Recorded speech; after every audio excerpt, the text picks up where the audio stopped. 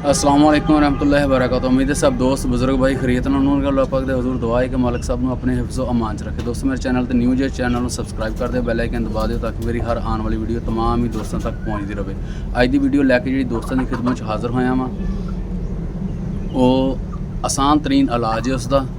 ਮੁਰਗੀਆਂ ਦੇ ਗਲੇ 'ਚ ਖਰਖਰ, ਨਜ਼ਲਾ, ਰੇਸ਼ਾ ਔਰ ਇਸ ਦਾ ਜਿਹੜਾ ਖਤਰਾਤ ਹੁੰਦੇ ਨੇ ਉਹ ਬਹੁਤ ਜ਼ਿਆਦਾ ਹੋ ਜਾਂਦੇ ਨੇ ਅਗਰ ਟਾਈਮ ਸਿਰ ਟ੍ਰੀਟਮੈਂਟ ਨਾ ਕੀਤਾ ਜਾਵੇ।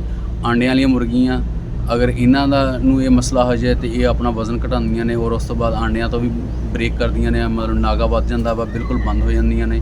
ਅਸੀਲ ਮੁਰਗੇ ਜਿਹੜੇ ਆ ਅਗਰ ਜਿਸ ਤਰ੍ਹਾਂ ਹੁਣ ਸੀਜ਼ਨ ਚੱਲ ਰਿਹਾ ਵਾ ਉਹਨਾਂ ਦੀ ਦੇਖਭਾਲ ਦਾ ਅਗਰ ਉਹਨਾਂ 'ਚ ਮਸਲਾ ਆ ਜਾਵੇ ਤਾਂ ਅਸੀਂ ਉਹਨਾਂ ਨੂੰ ਤਾਕਤਵਰ ਖੁਰਾਕ ਨਹੀਂ ਦੇ ਸਕਦੇ। ਉਹਨਾਂ ਦੀ ਅੱਛੀ ਦੇਖਭਾਲ ਜਾਂ ਬਦਾਮ ਜਾਂ ਅਖਰੋਟ ਵਗੈਰਾ ਇਸ ਤਰ੍ਹਾਂ ਦੀ ਕੋਈ ਵੀ ਚੀਜ਼ ਜਿਹੜੀ ਹੈ ਨਹੀਂ ਦੇ ਸਕਦੇ ਕਿਉਂਕਿ ਉਹ ਚੀਜ਼ ਉਹਨਾਂ ਦੇ ਅਸਰਅੰਦਾਜ਼ ਨਹੀਂ ਹੋਣੀ ਔਰ ਮਜ਼ੀਦ ਬਿਮਾਰੀ 'ਚ ਵਿਗਾੜ ਪੈਦਾ ਹੋਣਾ ਵਾ। ਔਰ ਇਸੇ ਤਰ੍ਹਾਂ ਹੀ ਆਂਡਿਆਂ ਵਾਲੀਆਂ ਮੁਰਗੀਆਂ ਨੇ, ਆਂਡਿਆਂ ਤੋਂ ਰੁਕ ਜਾਂਦੀਆਂ ਨੇ।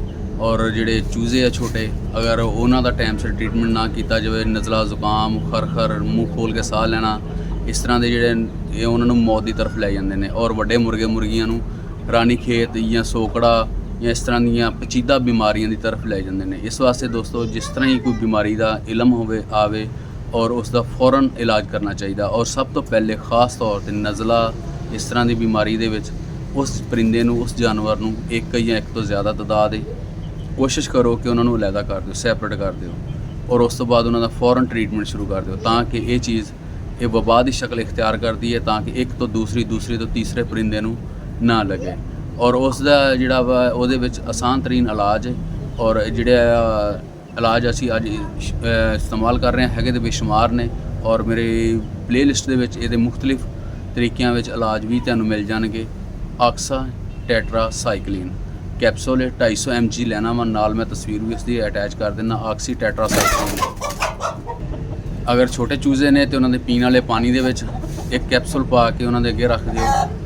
ਔਰ ਅਗਰ 3 ਮਹੀਨੇ ਤੋਂ ਉੱਪਰ ਨੇ ਤੇ ਉਹਨਾਂ ਨੂੰ ਆਟੇ ਦੇ ਵਿੱਚ ਮਿਕਸ ਕਰਕੇ ਫੀ ਪਰਿੰਦਾ ਕੈਪਸੂਲ ਦਾ ਅੱਧਾ ਹਿੱਸਾ ਜਿਹੜਾ ਵਾ ਇਤਨੀ ਮਿਕਦਾਰ ਵੰਡ ਕੱਢ ਲਓ ਔਰ ਉਹਨੂੰ ਆਟੇ ਵਿੱਚ ਮਿਕਸ ਕਰ ਲਓ ਕਿ ਇਹ 4, 5, 6 ਮਹੀਨੇ ਤੱਕ ਜਿਹੜਾ ਅੱਧਾ ਕੈਪਸੂਲ ਇਸ ਤੋਂ ਉੱਤੇ ਜਿਹੜਾ ਵਾ ਉਹ ਪੂਰਾ ਕੈਪਸੂਲ ਹੈ 250 mg ਦਾ।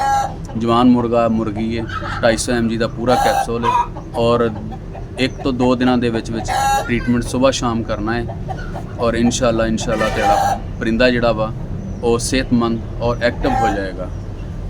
ਇਸ ਦੇ ਨਾਲ ਹੀ ਖਾਲਿਦ ਭਾਈ ਮਹਿਮੂਦ ਨੂੰ ਇਜਾਜ਼ਤ ਦਿਓ। ਮਿਲਦੇ ਹਾਂ ਕਿਸੇ ਨਈ ਵੀਡੀਓ 'ਚ ਨਏ ਟੌਪਿਕ 'ਤੇ। ਅੱਲਾ ਨਿਗਹਿਬਾਨ।